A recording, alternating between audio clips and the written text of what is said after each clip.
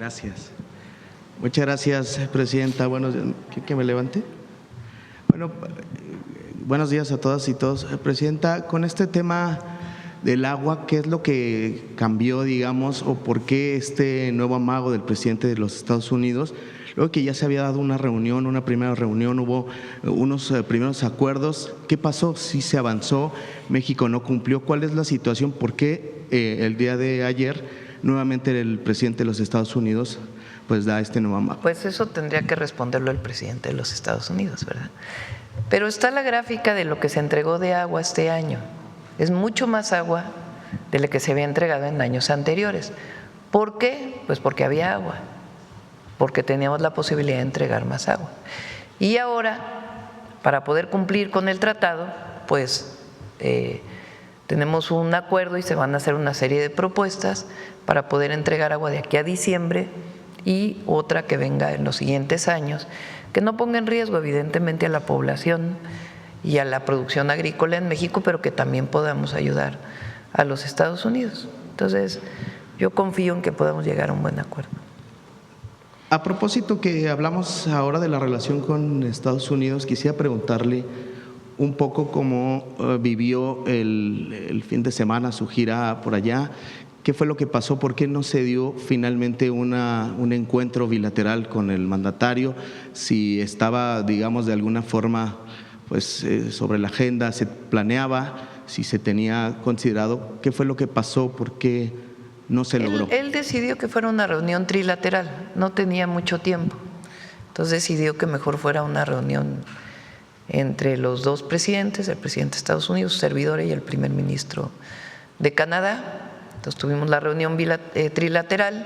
Después se planteó la posibilidad de que incluso pudiera ir yo a la Casa Blanca, pero él ya tenía su agenda muy llena. Entonces quedamos de acordar una reunión posterior en la que pueda ir a Washington ya en otras condiciones. ¿Cuándo podría ser esta reunión? No está establecida todavía. ¿De qué dependería, Presidenta? Pues de ponernos de acuerdo. Sí. No hay más que eso. No hay una fecha en particular, pero como ustedes saben, pues tenemos una buena relación y pues sería cuestión de fijar la fecha. Se llegó a un acuerdo de cómo vamos a seguir trabajando en los temas comerciales y vamos a seguir trabajando como lo hemos hecho hasta ahora. Entiendo. El próximo viernes, entiendo, el 11 de diciembre, estaría una delegación de los Estados Unidos de alto nivel de funcionarios de seguridad para dar seguimiento a los acuerdos, fue lo que nos dijo. ¿Quiénes estarían? ¿Vienen? ¿Quiénes son los funcionarios que vienen? ¿Tienes ya los nombres, Roberto? Si quieres los puestos, por lo menos. Con su permiso, Presidenta. Es el grupo de implementación de seguridad, se reúne este 11 de diciembre, vienen a la Ciudad de México, porque la vez pasada nosotros fuimos a McAllen, Texas, y vienen funcionarios del Departamento de Estado, encabezados por la subsecretaria para América del Norte de ese departamento, vienen también del Consejo de Seguridad Doméstica, del Consejo de Seguridad Nacional, del Departamento de Justicia, del Departamento del Tesoro y pues obviamente esperamos que las contrapartes de México también participen. Y me faltó también decir, vienen también funcionarios del Pentágono, es decir, del Departamento de la Defensa de Estados Unidos. Eso es más o menos lo que se espera. ¿Se tiene considerada alguna conferencia de prensa, dar algún anuncio posterior a la reunión? No, normalmente salen comunicados conjuntos o por separado, pero poniéndonos de acuerdo en el contenido del comunicado, pero son reuniones de seguimiento al entendimiento que tuvimos con Estados Unidos. Gracias, Presidenta. Quisiera preguntarle, aprovechando que está el secretario de Seguridad, Omar García Harfuch, pues si nos podría dar algo más de información respecto de lo ocurrido en Michoacán el fin de semana con el coche bomba. ¿Qué más información puede darnos, por favor? Muchas gracias. Ahorita los últimos avances son lo que presentó el fiscal Torres Piña de Michoacán, que lo presentó el domingo. Confirmado, la camioneta viene de Colima. Ahorita no se descarta ninguna línea de investigación, además de lo que ya se informó, porque tomemos en cuenta que donde explota la camioneta, arriba iban 2 personas, arriba de la camioneta. Entonces también ahorita, ya que lo atrajo la Fiscalía General de la República, se abren nuevas líneas de investigación, se van a hacer otros peritajes, pues para determinar exactamente qué pasó, porque no fue un vehículo, digamos un coche bomba que hayan dejado y que después haya detonado, sino hay conductores, hay un conductor y una persona adicional que ingresan, llegan, se estacionan y el vehículo es cuando explota. Secretario, como parte de este plan Michoacán se han establecido cinturones de seguridad, de blindaje, hay algo de inteligencia que se hace. ¿Cómo es que pudo haber ingresado al estado un vehículo, digamos, con explosivos y demás? Como lo presentamos el domingo anterior, no el anterior, presentamos los avances del plan Michoacán.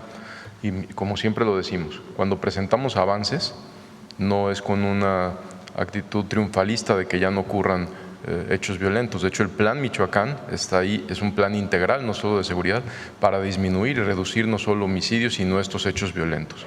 Esto es un plan que vamos a continuar fortaleciendo hasta que disminuyan todos estos índices delictivos.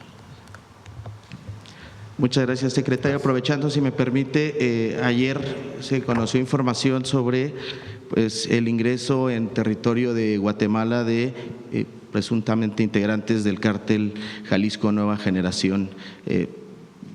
¿Tiene alguna información al respecto? ¿Hay colaboración? ¿Hablaron con las autoridades de Guatemala al respecto? Hay colaboración. Ahorita el general secretario va a informar también sobre la coordinación que se hizo con el ejército de Guatemala.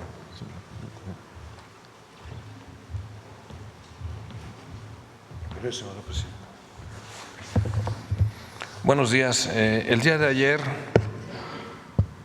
el Ministerio de Defensa de Guatemala emite un comunicado de prensa en donde informa sobre 12 agresiones por parte de un grupo de la delincuencia organizada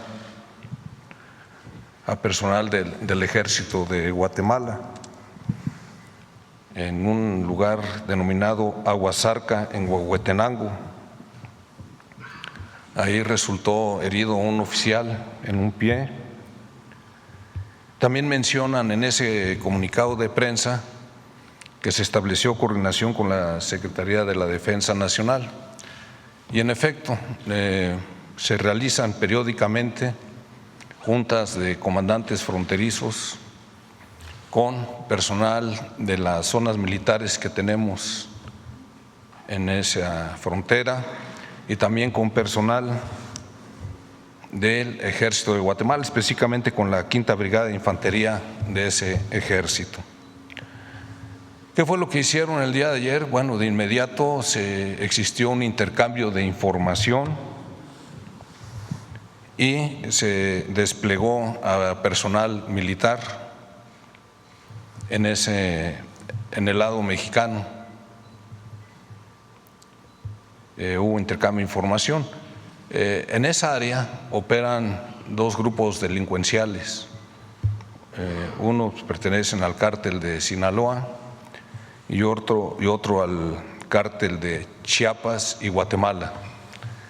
Estos grupos actúan en esa línea fronteriza y se desplazan tanto de Guatemala como México y de México a Guatemala. Entonces, eso fue lo que se realizó y también se estableció que se va a aplicar un plan para realizar operaciones coincidentes a lo largo de la frontera con fuerzas del Ejército Mexicano en nuestro territorio y también con el personal de Guatemala. Se realizarán ese tipo de operaciones. Inician el día de hoy precisamente y tentativamente terminarían el día 11 o, si es necesario, se prolongarán el tiempo que se requiera. Por otro lado, también se giraron instrucciones a la región aérea militar del sureste, con sede en Tuxtla Gutiérrez, para que efectúen vuelos de reconocimiento a lo largo de la frontera, del lado, por supuesto, del territorio mexicano. Eso es lo que tenemos. Gracias.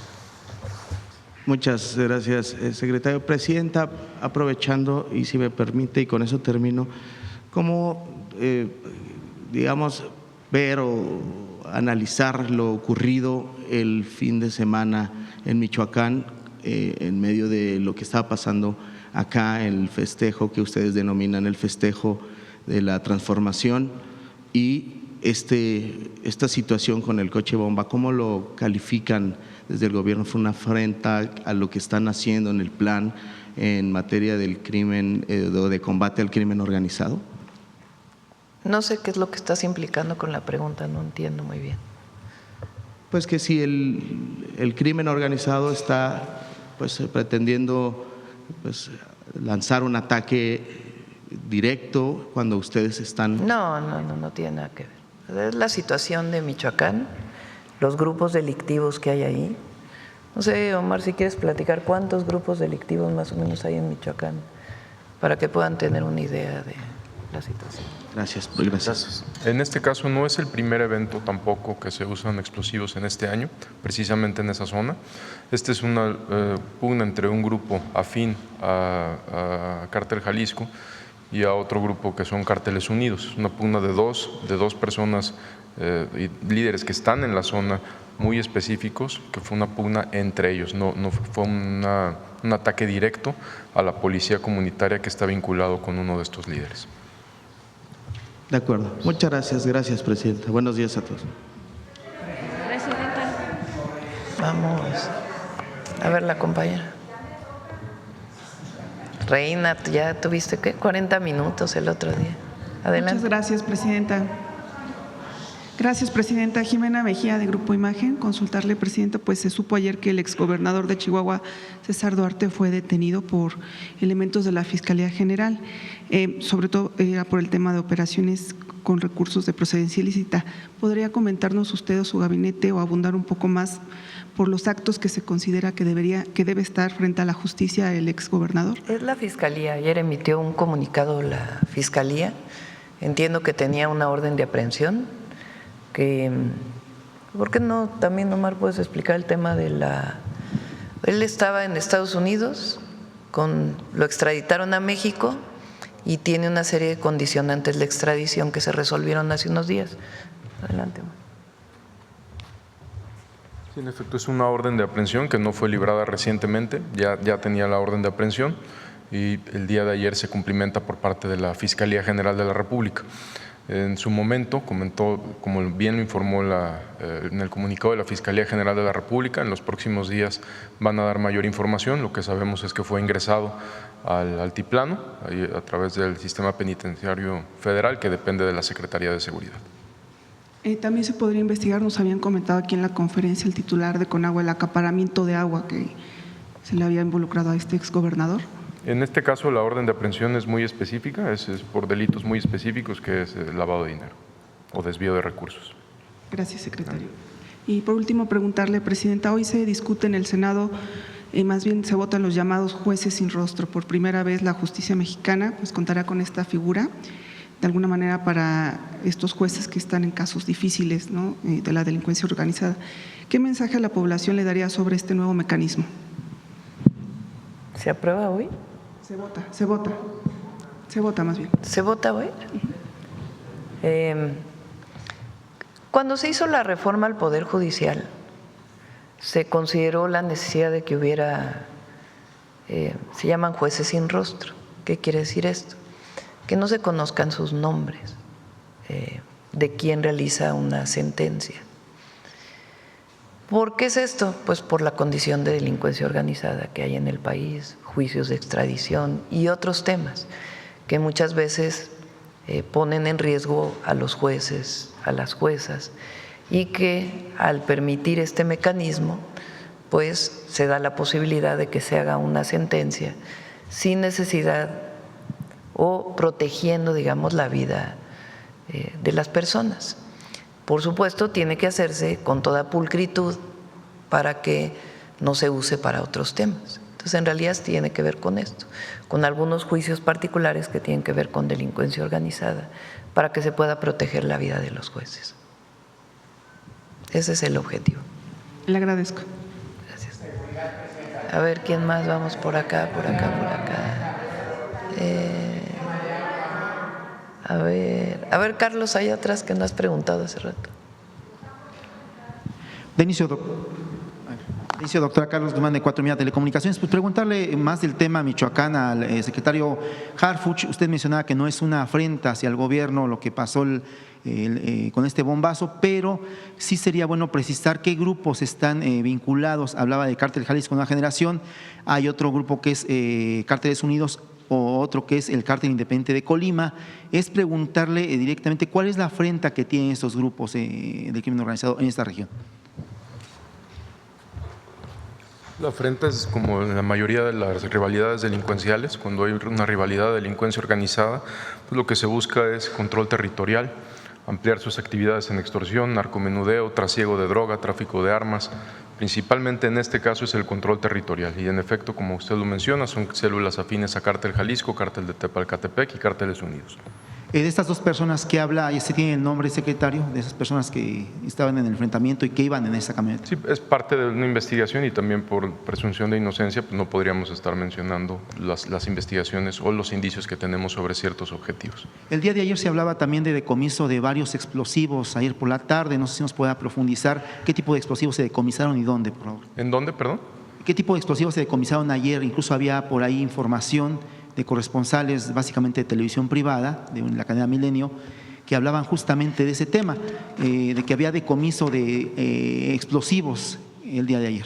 Bueno, el día de ayer hubo varios aseguramientos de artefactos explosivos improvisados en Michoacán, en Sinaloa. Si quieren más tarde precisamos exactamente cuántas acciones hubo y cuántos fueron, pero no fue un caso aislado, fueron varios. Y aprovechando que está en el uso de la voz, secretario, pues sí, consultarle este tema de los coches bomba que hablaba, que ha habido varios, ¿cuántos ha habido en específico en este año que usted hablaba? De coches bomba como tal, más bien ha habido el uso de artefactos explosivos improvisados, algunos en vehículos, otros como lo hemos mencionado aquí en drones caseros, pero podemos precisar también, les enviamos toda la información de cuántos atentados o hechos delictivos ha habido con drones explosivos. Tampoco es la primera vez que mencionamos la hipótesis donde les explota a ellos mismos un artefacto explosivo. Estos artefactos improvisados son sumamente inestables y también lo hemos mencionado en esta mañanera. Perfecto, gracias, secretario. Gracias. Doctora, sí me gustaría consultarle. El día de ayer hablaba sobre Ernestina Godoy, le comentó alguna causa que no estuviera por aquí. Esperábamos que estuviera por aquí Ernestina. Bueno. Ella decidió el día de hoy no venir, está apenas, pues obviamente tomando posesión de la Fiscalía y ya podremos invitarla en otras ocasiones. Regresando al tema de Estados Unidos, doctora, el presidente Donald Trump hablaba del tema de lo de aguas. Sí, me gustaría preguntarle al director de Conagua, pues justamente este tema, ¿qué es lo que buscarían poner en la mesa en la reunión de la tarde en cuanto a lo que mencionaba el presidente Donald Trump de este no cumplimiento? Ya por ahí el subsecretario Roberto Velasco daba puntos y obviamente lo del Tratado del 44, pero en el caso de Conagua, ¿qué específicamente podría hacer México para lo que es en dado caso que el presidente Donald Trump insista con ese tema de no cumplimiento, doctor? A ver, más que el no cumplimiento, lo que él dijo ayer es que se entregara cierta cantidad de agua de manera inmediata. Entonces, lo que planteamos es, incluso físicamente, por el tamaño del ducto, no se podría entregar en muy poco tiempo la cantidad de agua que está mencionando. Es hasta un impedimento físico. Eso lo sabe el gobierno de Estados Unidos. Lo que hay es la mejor voluntad para poder entregar la cantidad de agua que se debe de años anteriores, de acuerdo con lo que se dice en el tratado y, por supuesto, garantizándole el agua a México, en términos sobre todo del derecho humano al agua y una parte de los agricultores mexicanos. No sé si quieres comentar algo más, Efraín, de las presas, el tamaño de los ductos, etcétera. O Heriberto.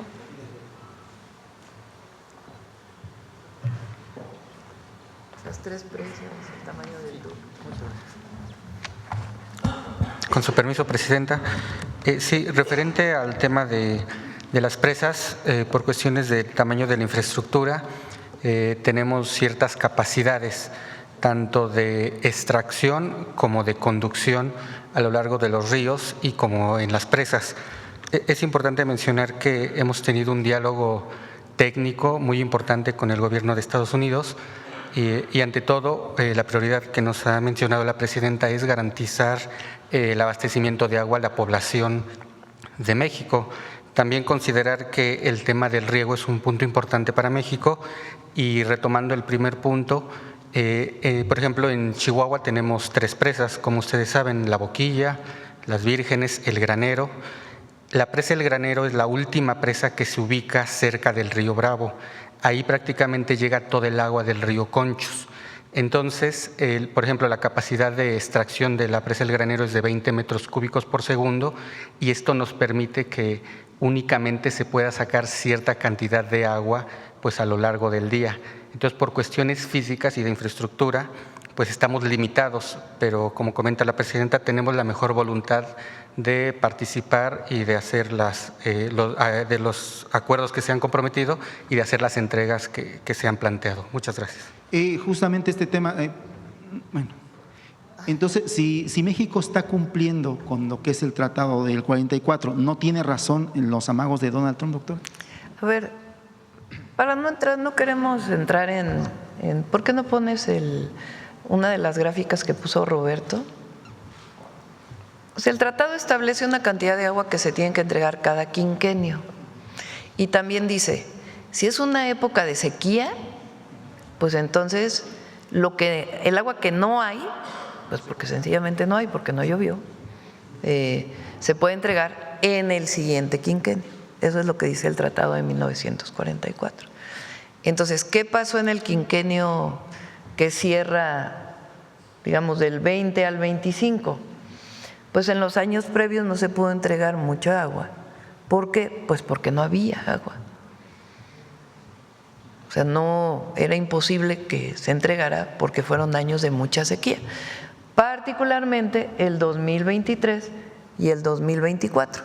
Ahí en la gráfica vienen 2 años porque el periodo de lluvia se mide no de enero a diciembre, sino incluye 2 años.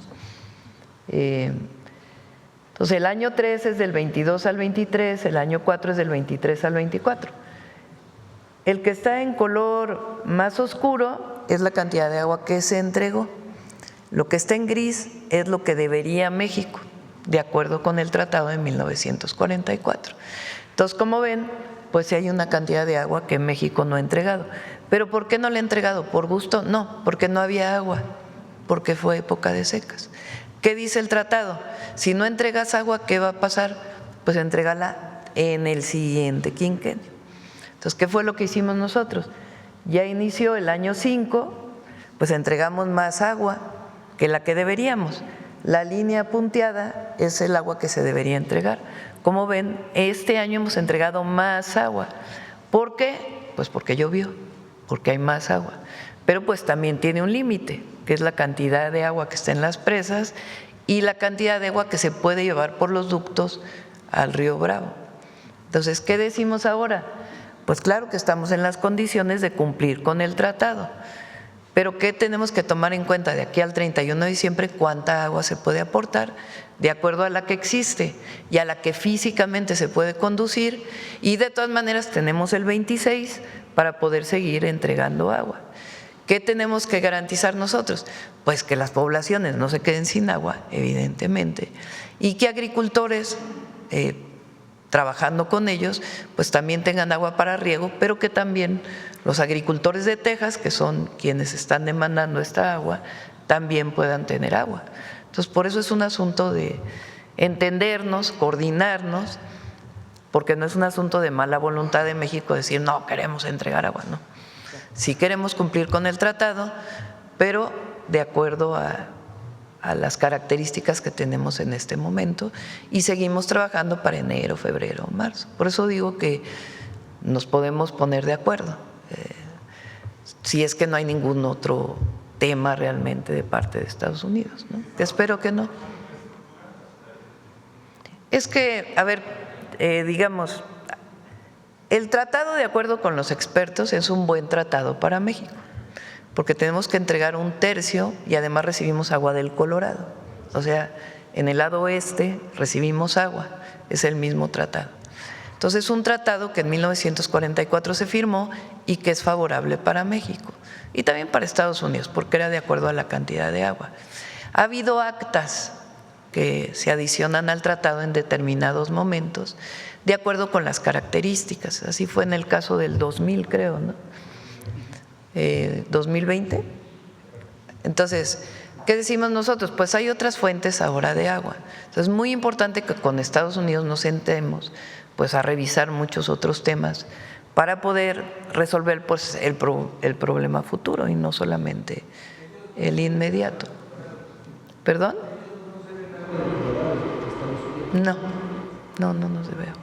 De hecho, ahora se hizo, un acuerdo especial porque ellos han pedido muchas veces que se sanee el río Tijuana, porque contamina las aguas. El presidente López Obrador hizo una planta de tratamiento muy importante que disminuye esa contaminación, pero todavía falta. Entonces, Alicia Bárcenas llegó a un excelente acuerdo con su contraparte de la Agencia de Protección Ambiental recientemente, en lo que nosotros en el 26 tenemos que hacer otras obras y ellos también tienen que hacer otras obras para disminuir o para erradicar completamente la contaminación, para que ya no haya contaminación hacia el Pacífico. Entonces, digamos, en la parte oeste no hay problema. En esta parte, pues, ¿por qué hay problemas? Porque hay poca agua, porque ha llovido poco. Y además, pues, las características de la infraestructura. Entonces, en esa condición estamos en la mejor disposición de cumplir y, pues, en los siguientes años seguir platicando y seguir trabajando para beneficio de México y para beneficio de Estados Unidos. Doctora, justamente en este tema, en el tema que tocaba hace ratito el secretario de Seguridad, hablaba del tema de 2 personas. Entonces, la línea de investigación que le ha comentado la fiscal Ernestina Godoy, ¿sería por estas 2 personas o por el tema de terrorismo? ¿Cómo sería la línea de investigación que se tiene, doctor? O del coche bomba, obviamente. No son 2 personas, y una disculpa si me expliqué mal, son 2 personas que pertenecen a un grupo delincuencial. Son grupos delictivos, como ya lo mencionamos, es las células afines a Cártel Jalisco, Cártel de Tepalcatepec, Cárteles Unidos, y que también muchas veces han agredido a policías comunitarias que fueron reguladas en el 2016 más o menos, algunas de ellas. Estos son delitos de tráfico de armas, por eso la carpeta de investigación se inició en FEMDO, en tráfico de armas, acopio de armas. No es por terrorismo, como sabemos en la ley tanto mexicana como internacional, pues el terrorismo es para imponer objetivos políticos, ideológicos, religiosos o sociales. En este caso es específicamente, son actos criminales para ampliar sus actividades criminales, ya sea en territorio, trasiego de droga, rutas de trasiego de droga, ampliar más el narcomenudeo, extorsión, tráfico, minería ilegal, etcétera. Entonces va por delincuencia organizada y el homicidio, por supuesto. ¿Se descarta entonces terrorismo? Sí, se descarta por lo que acabo de decir, no solo por la ley mexicana y por la ley internacional.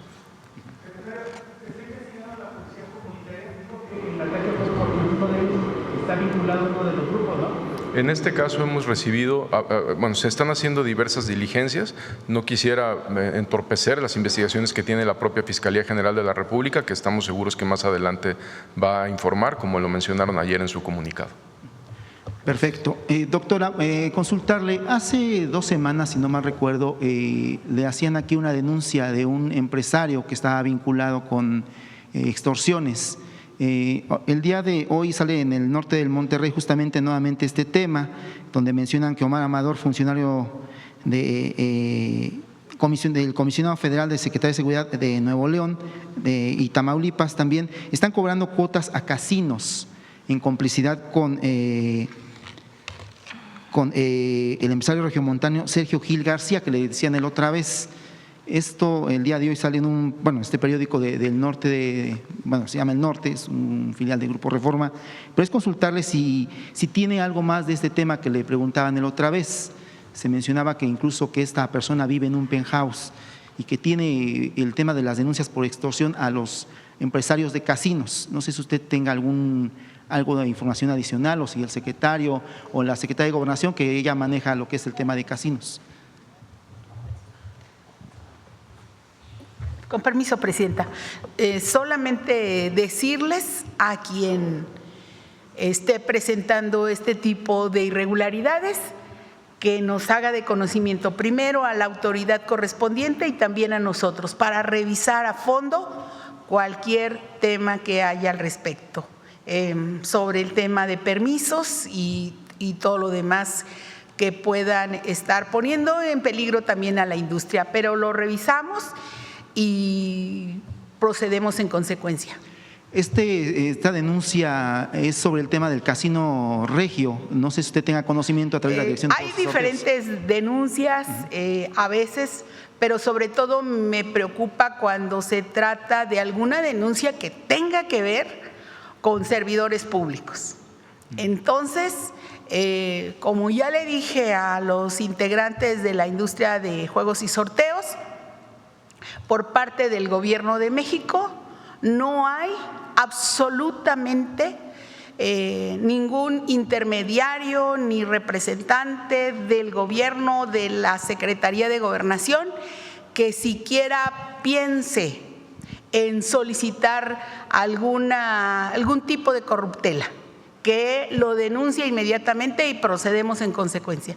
Perfecto. Hasta el momento no hemos tenido, por lo que respecta a Gobernación, como les dije, lo que queremos es que regularicen sus negocios y que paguen sus impuestos, que con nosotros no hay ningún tema para todos los negocios que son regulares. Incluso les dije, si hay algún inspector de la Secretaría de Gobernación, que filmen la visita para evitar cualquier problema y que los inspectores también filmen la propia visita, para que todo sea transparente y todo sea muy legal. Sí me preocupa porque estamos por la cero corrupción y la cero impunidad.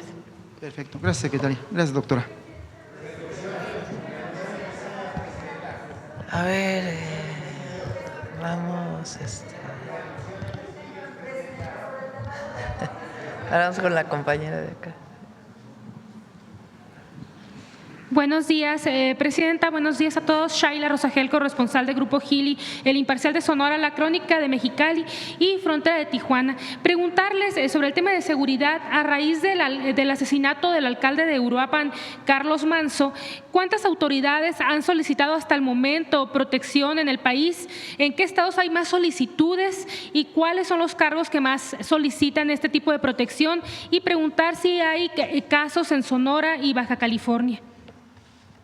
¿Tienen la información ahora de cuántas personas han solicitado protección de la Guardia? Hay 75 servicios de seguridad que proporciona la Guardia Nacional.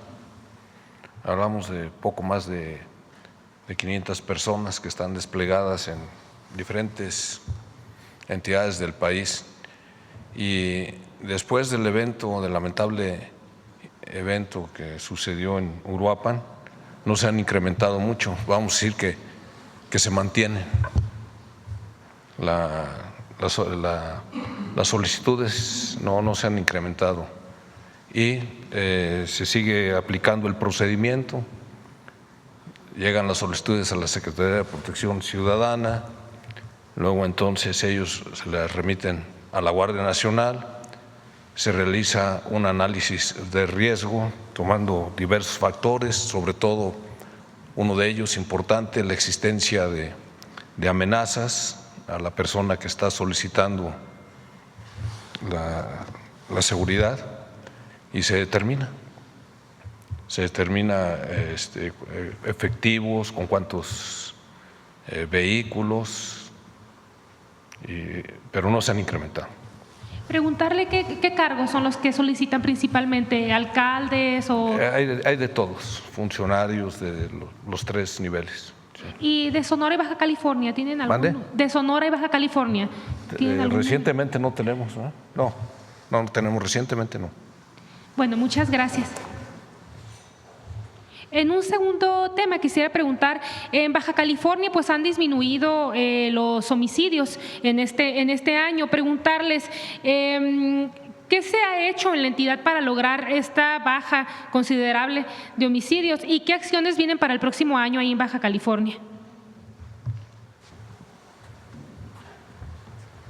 Primero, como lo ha instruido la presidenta Claudia Sheinbaum, en la Estrategia Nacional de Seguridad en Baja California, como en las 26 entidades de la República que hoy presentan una incidencia delictiva a la baja, en Baja California ayudó mucho el cuarto eje, que es la coordinación. Hay una gran coordinación con el gobierno del Estado. Hay un secretario de Seguridad Pública, que es el general Carrillo, que es un general en activo de la Secretaría de la Defensa Nacional, que ha logrado coordinar de manera muy efectiva a todas las instituciones que conforman el Gabinete de Seguridad federales y locales. Se han también hecho detenciones muy relevantes que hemos informado aquí de generadores de violencia, muchos de ellos buscados en Estados Unidos, otros con órdenes de aprehensión obtenidas por la propia Fiscalía de Baja California y también por la Fiscalía General de la República. Entonces es coordinación, por supuesto atención a las causas, pero coordinación, incremento de operaciones, incremento de efectivos. La presidenta de la República nos instruyó desde el inicio de su administración el incremento de efectivos de Guardia Nacional, Defensa, operaciones específicas también con Marina y Secretaría de Seguridad. ¿Para el próximo año vienen más incremento de efectivos para Baja California o es lo mismo? Más que el incremento de efectivos, pues el incremento de efectivos se decide conforme va la incidencia delictiva, pero las operaciones van a continuar. Muchas gracias. Presidenta, preguntarle, ¿qué panorama pueden esperar los ganaderos para 2026? Pues con la crisis todavía del gusano barrenador y el cierre de la frontera a la importación de ganado. Y preguntarle qué es lo último que han hablado con las autoridades de ambas naciones. ¿Qué es lo último que se ha hablado? Ayer justo antes de ayer, estuvimos ayer en la reunión de economía con el secretario Verdegué. Estamos buscando que se acelere la producción, la planta que produce estas moscas que ayudan a disminuir esta plaga del gusano barrenador. Entonces estamos buscando acelerar que esté lista porque pues al tener la liberación de estas moscas, pues entonces se puede controlar. Lo mismo está haciendo Estados Unidos.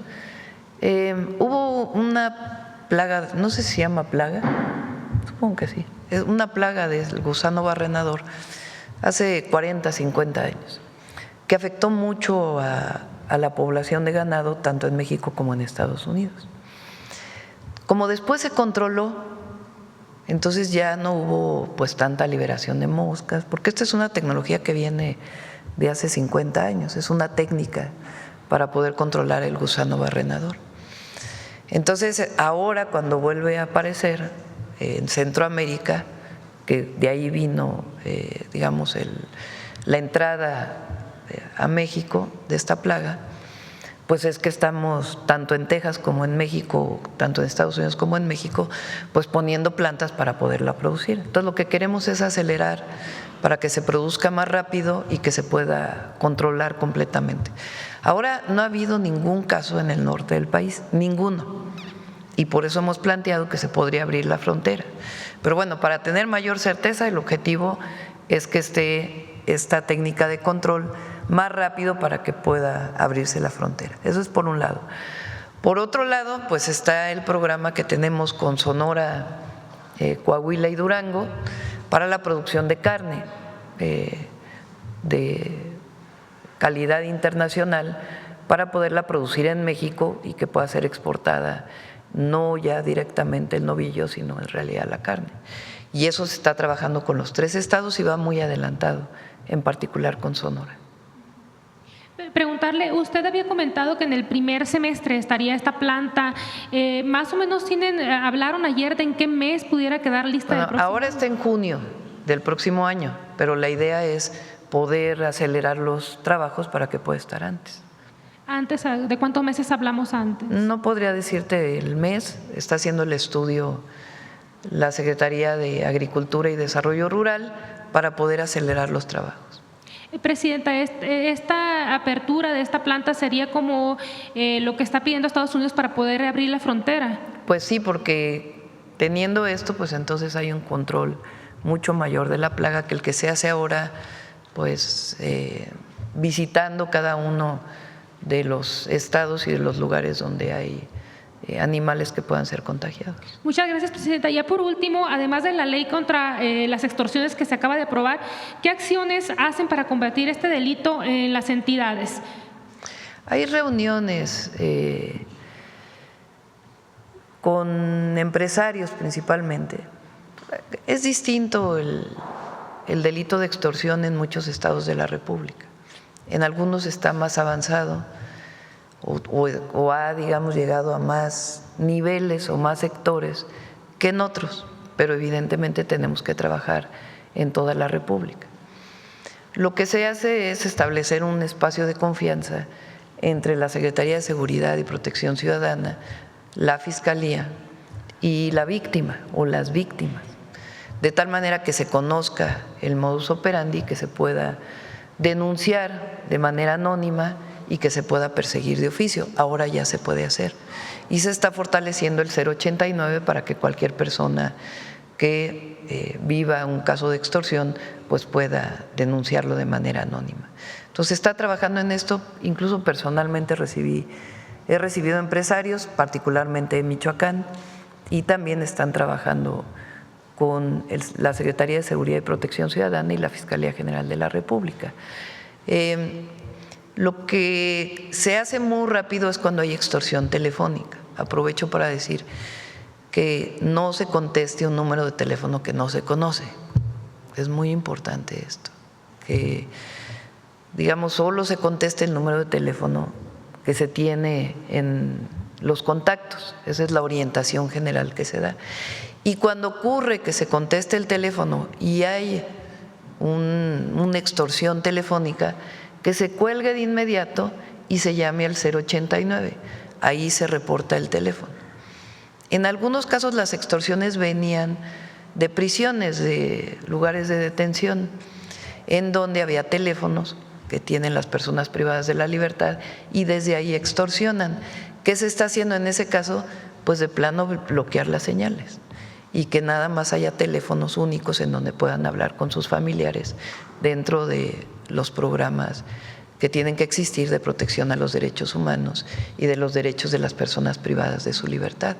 Pero ya por ejemplo, en Altamira se quitó una antena, la antena solo servía para ese penal, pues ya se quitó la antena y ya no se puede llamar o ya no se pueden hacer estas llamadas que extorsionan. Entonces son distintos mecanismos que se están siguiendo. De igual manera el registro de los chips nos va a ayudar también, porque muchas veces la delincuencia pues tiene un teléfono o tiene varios teléfonos, compra los chips, como no tiene que reportar el nombre de quien los compra, pues va cambiando los chips en los distintos teléfonos y es más difícil ubicar el teléfono.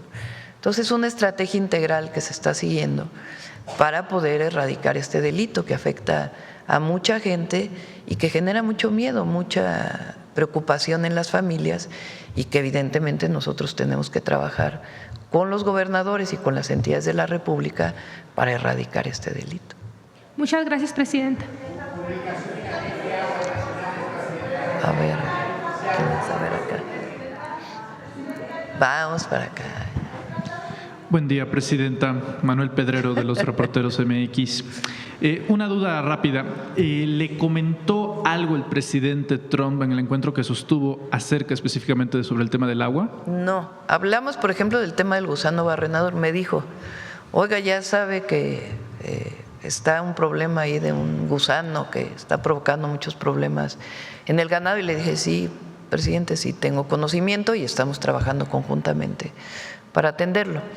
El tema del agua no lo tocamos, no fue tema de conversación hasta la publicación de ayer. Y por eso digo que espero que no haya problema y que lleguemos a un acuerdo.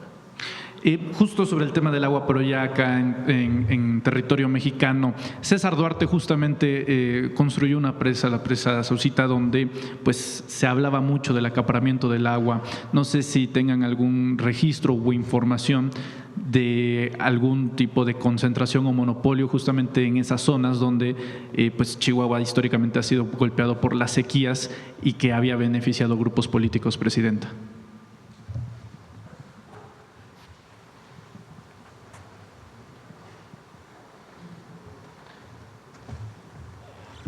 Bueno, buenos días. Con su permiso, Presidenta. Efectivamente, en Chihuahua se tenía o se tiene una complicación de sobreexplotación bastante severa. Uno de los elementos que se han dado a conocer en este espacio es que el exgobernador en su periodo construye una presa. Esta presa almacenó, retuvo, acaparó alrededor de 700,000 metros cúbicos. Esto privó de agua a las comunidades que se encontraban aguas abajo y también a pequeños y medianos productores. Entonces, en este caso se levantó una denuncia, el juez determinó que se demoliera la presa. Esta actividad la realizó la Conagua hace algunos meses y eso está restablecido y de eso se deriva una denuncia que pues continúa su curso. Además, hay algunos otros elementos que estamos revisando de acaparamiento. Se está haciendo una revisión para tener un ordenamiento de todas las concesiones en Chihuahua. Aprovechando la presencia del titular de Conagua.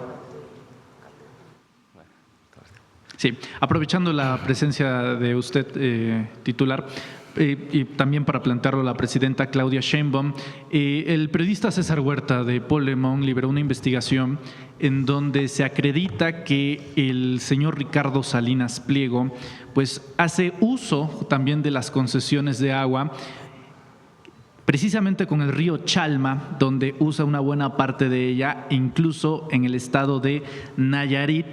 Estas concesiones estarían abasteciendo a Banco Azteca y hay un ángulo interesante y es que su hermana Esther Salinas Pliego también está involucrado en el negocio del agua, pero a través de las embotelladoras. Preguntar si esos asuntos se encuentran en orden, si no han detectado irregularidades, ya que pues otorgar una concesión para usarlo con otros fines pues no estaría dentro de la ley.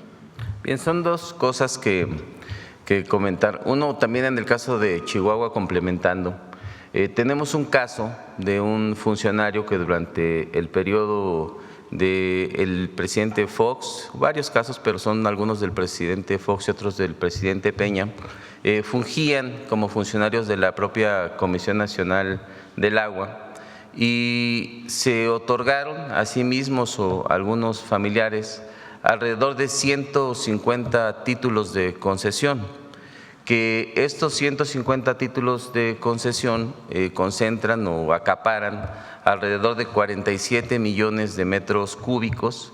Es una cantidad enorme que podría abastecer a muchísimas comunidades. Y son casos que también estamos revisando en cuanto al acaparamiento, además de algunas otras obras de retención que se han realizado sin ningún tipo de permiso.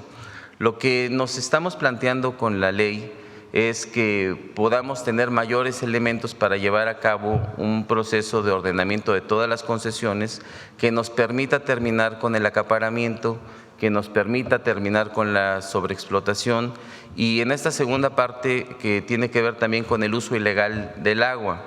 Hemos estado revisando 536,000 títulos de concesión, que es la totalidad de los títulos que se tienen, y efectivamente hemos detectado que una gran cantidad de títulos que fueron otorgados, por ejemplo, para el uso agrícola, como lo hemos comentado en este espacio, están siendo utilizados de una manera ilegal en campos de golf, en algunos complejos deportivos. ¿Como en Huatulco? En algunos complejos, por ejemplo, industriales.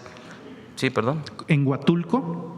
Bueno, tenemos en Huatulco y tenemos en muchos otros lugares. Estamos haciendo una revisión detallada y los vamos a dar a conocer con precisión. Lo que es importante señalar es que de estas visitas de campo lo que estamos realizando es un ordenamiento donde nosotros identificamos que hay un uso ilegal, de inmediato se procede a tomar las acciones para las clausuras y también los cierres físicos de estos espacios. Muchas gracias, titular. Gracias. ¿Sí? Sí. Muchas gracias, titular. No sé si el Gabinete de Seguridad cuente con información respecto a algo que se informó desde los Estados Unidos. Un agente de la DEA, Paul Campo, habría estado lavando dinero para el cártel Jalisco Nueva Generación. Eso lo informó el Departamento de Justicia y Terry Cole. Si ustedes tengan información al respecto y dado a este precedente que no... cómo garantizar la no repetición de que elementos de la DEA pues estén involucrados y haciendo negocios con los cárteles mexicanos, presidente. Al momento no tenemos mayor información adicional, ya también solicitamos información al Departamento de Justicia sobre este caso y también a la Embajada de Estados Unidos en México. Pero al momento no tenemos información adicional más que lo que se ha dado a conocer. Muy bien, gracias, secretario. Presidenta, en Querétaro capital, hubo un segundo episodio de represión en menos de un año, liderado nuevamente por el alcalde de esa ciudad, por Felipe Fernando Macías, y se da un evento de represión concretamente a mujeres indígenas, ya que denuncian estar siendo desplazadas del centro histórico para vender sus artesanías, concretamente la muñeca Lele, que es icónica, y que incluso se ha denunciado que muchos funcionarios y gobiernos de Acción Nacional las han registrado, el tema de las muñecas, bajo su nombre, y pues ellas no reciben ningún tipo de regalías. Ante estas denuncias y protestas, la respuesta de Felipe Fernando Macías y Acción Nacional en Querétaro fue reprimir a las artesanas, a las mujeres y hombres indígenas. ¿Sí tiene conocimiento del acto, presidente, y qué medidas podría tomar el gobierno federal ante esa represión? Pues le pedimos a la Secretaría de Gobernación que atienda. En cualquier lugar, cuando hay comercio, sea en vía pública, lo que hay que buscar es el diálogo siempre y encontrar la manera en que las personas puedan desarrollar su trabajo y al mismo tiempo pues ordenar los espacios públicos, nunca llegar a la represión. Entonces, en este caso le pedimos a la Secretaría de Gobernación que lo atienda. Gracias, presidenta. Un par de preguntas finales. Pues la semana pasada fue el presidente Andrés Manuel López Obrador quien decidió reaparecer en un video. El día de ayer fue Carlos Salinas de Gortari, padre del neoliberalismo mexicano y de la desigualdad moderna. No lo vi. Sí. No me lo pasaron. Apareció Carlos Salinas en Nuevo León, en Monterrey, y básicamente en una charla privada con estudiantes se lanza contra los programas sociales y menciona que son un error, ya que lo único que convierte a los ciudadanos es en dependientes del Estado y en personas improductivas. Es el ataque directo de Carlos Salinas contra los programas sociales que su gobierno está implementando. No sé si tenga alguna referencia. A ver, déjenme ver el video porque… Pues de una vez. A ver, ¿lo tienen? Ah, es de 2011. A ver, explícalo ahí tú con el micrófono. De una vez. Se trata de un video de 2011, lo retomaron ahí en redes sociales, pero no es actual. Muy bien, y agradecemos. Bueno, pero a ver qué dice del 2011. Lo que dice Manuel. Los programas de bienestar son derechos, es una visión muy distinta. Fox en la campaña hizo un video donde decía que todos los adultos mayores que recibían una pensión o todos los que recibían apoyos sociales eran flojos. A ver.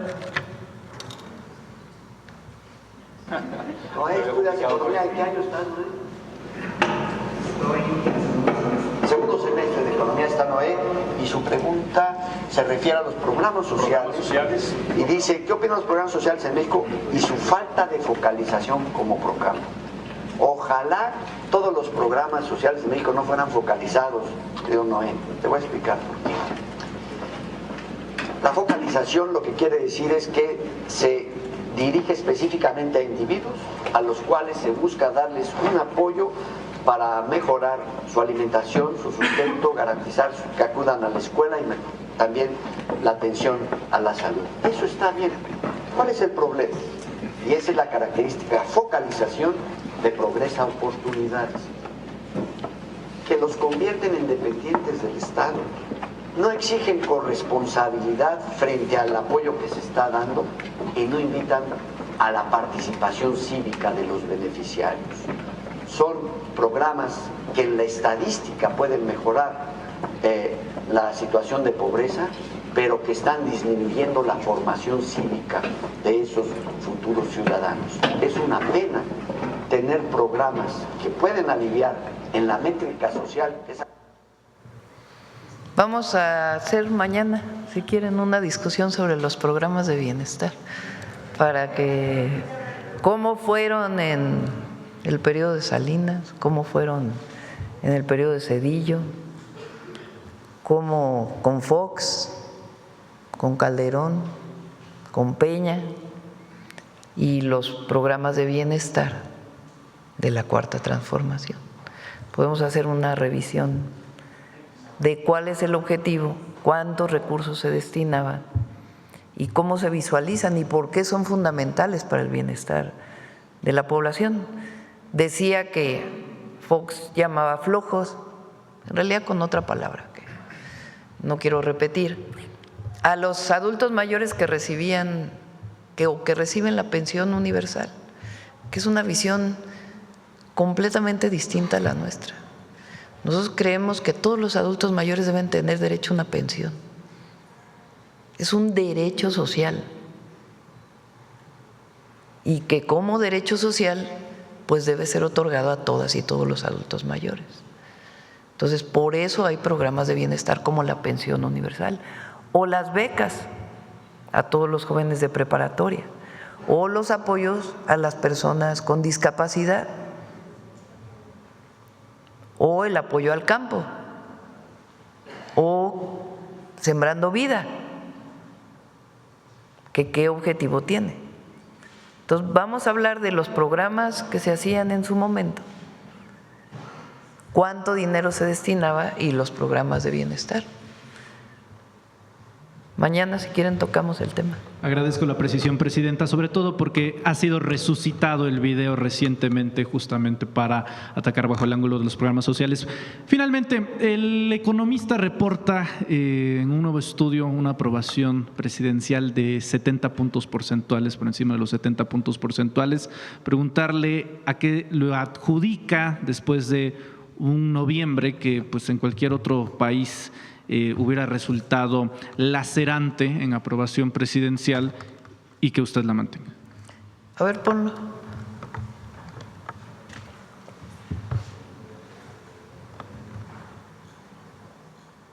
No sé si leyeron hoy a los comentócratas. Ahí se los recomiendo porque a veces es bueno leerlos, estar enterado, pero no irse con la finta, ¿verdad? Porque dice, la terrible desaprobación que tiene la presidenta de la República. ¿Cómo ha perdido apoyo popular la presidenta? ¿Qué mal está? ¿En qué situación tan terrible? Polariza. Está terrible el país porque la presidenta cada vez tiene menos apoyo. Y luego sale la encuesta de Mitofsky, que por cierto era de los que no nos daba tanto cuando el 24, con la elección del 24. Junto con otras encuestas, ¿no? Salió una en El Heraldo, salió una en… El viernes que no estuve aquí salió en El País, ¿no? De 74% de ENCO. Esto es porque nosotros no traicionamos lo que pensamos. Porque hay consecuencia, hay consistencia. Si nosotros llegáramos a traicionar lo que dijimos en campaña, o llegáramos a traicionar nuestra historia, o los principios que nos guían en la Cuarta Transformación, entonces sí caería la aprobación. Decía Krause el otro día, por favor que ya no haya mañaneras. Imagínense qué haríamos sin la mañanera. Eso es lo que les gustaría, ¿no? Que no tuviéramos derecho de réplica. Entonces, la mañanera nos ayuda a informar nuestro punto de vista, nuestra perspectiva, la información clara de los datos y también pues el debate político que tiene que haber en el país y que es bueno que haya. Pero la aprobación, pues esa es por no traicionar. Y además nunca vamos a traicionar, nunca. Y la gente sabe que trabajamos de sol a sol por el bienestar de México y de los que menos tienen, porque esa es nuestra misión, ese es nuestro objetivo, por el bienestar de todas y todos, pero principalmente de los más humildes. A eso llegamos y eso es lo que estamos haciendo. Por eso hay la aprobación de la gente. Si no, pues ya la propia gente ya nos hubiera quitado su apoyo. Y hay que seguir informando. Por cierto que lo que aparece hoy en Reforma contra Altagracia Gómez, sale de que hay corrupción y que hay contratos especiales con Minsa, que es la empresa, una de las empresas que ella representa, y que hubo un contrato especial y que hay conflicto de interés y demás. Hay desde hace tiempo, lo que era Diconsa, cuando no tiene suficiente maíz, como venden las tiendas de Diconsa, hoy tiendas del bienestar, pues vende harina de maíz. Y desde hace mucho tiempo se compraba. Ese contrato de todas maneras se canceló hace algunos meses. Sale hoy una aclaración de ella, ¿no? Me decía Belmont, sale hoy una aclaración de ella. O sea, es falso que haya un conflicto de interés. Es una mujer, yo la quiero reconocer aquí. Entonces, yo conocí a Altagracia Gómez, en la campaña no la conocía. Ella es una hija de un empresario, pero ella lleva las empresas. Ya nada más que la mujer lleve las empresas en una familia de varios hombres, ya habla de lo que representa ella, porque incluso en el sector empresarial es donde menos mujeres hay de responsables de empresas. Ella es una mujer muy joven y yo la conocí en campaña porque llegué a Guadalajara y fue a un evento y me llamó la atención porque pues iba en un coche, después se subió a la camioneta donde nosotros íbamos. Justo estaba el tema de que los precios del maíz estaban muy altos por la guerra en Ucrania. Y entonces le pregunté, ¿por qué si México es autosuficiente en maíz blanco, dependemos del precio del maíz internacional? Y me dio una cátedra como de 1 hora de cómo es que a partir del tratado el precio está en Chicago, de qué significa el maíz blanco, qué significa el maíz amarillo. Y entonces ahí yo dije, esta mujer sabe muchísimo y nos ayuda muchísimo. ¿Qué hace ella? Sencillamente nos ayuda en la relación con distintos empresarios, nos ayuda a traer inversiones a México, no cobra un centavo en el gobierno de México, sino sencillamente ayuda al país, ni siquiera es en particular a la presidenta. Y no hacemos ningún conflicto de interés, incluso… ¿De dónde salió ese? De allá atrás. Incluso ella misma ha dicho, no voy a participar en nada que tenga que ver con contrataciones con el gobierno porque no quiero que haya conflicto de interés, con excepción de este tema donde hay pues 2 empresas que venden harina de maíz, que es Maseca y Minsa. Y entonces cuando hace falta harina de maíz en las tiendas del bienestar, cuando no se puede procesar, pues se compra a estas empresas. Pero no hay ningún conflicto de interés, no hay un tema de corrupción y además ese contrato se canceló. Gracias, presidenta. Yo creo que ya, ¿no? 9:35. Vámonos. Vámonos. Buen día a todas y a todos. ¿Perdón? ¿Tiene una fecha de caducidad? No tiene.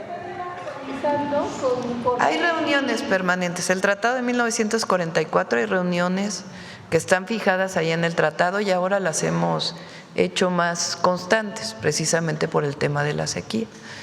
Pero esperamos poder llegar a un buen acuerdo. Gracias a todas y a todos.